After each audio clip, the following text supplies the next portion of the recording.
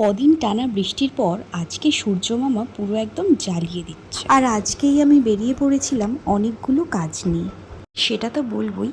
তবে তার আগে দেখাই একটা সুন্দর স্যান্ডউইচের দোকান, যতীন দাস মেট্রোর ঠিক সামনে। যখন একা একা বেরোতে হয় তখন একটু টাকা বাঁচিয়ে চলতে হয়, আর তাই সস্তায় পুষ্টিকর খেতে আমি এখানেই চলে এলাম। বরের পকেট কেটে খাওয়ার জন্য না হয় রেস্টুরেন্টের খাবারটা তোলা থাক, এই যে যতীন দাস পার্ক মেট্রো এর ঠিক সামনে। তো এবার বলি আসল কথা।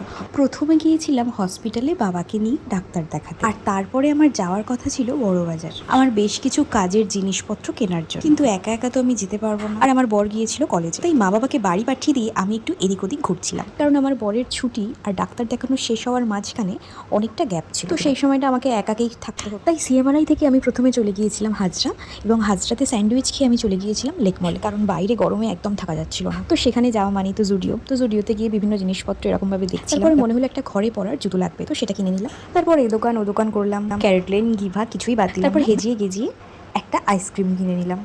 সরি বর, তোমাকে না দিয়ে খেয়ে ফেললাম। তো তারপরে আমরা চলে গেলাম বড়বাজারে কাজ মিটিয়ে। এবার তো বরের পকেট কাটার সময় এসে গেছে, তো সেই জন্য তো রেস্টুরেন্টেই যেতে হবে।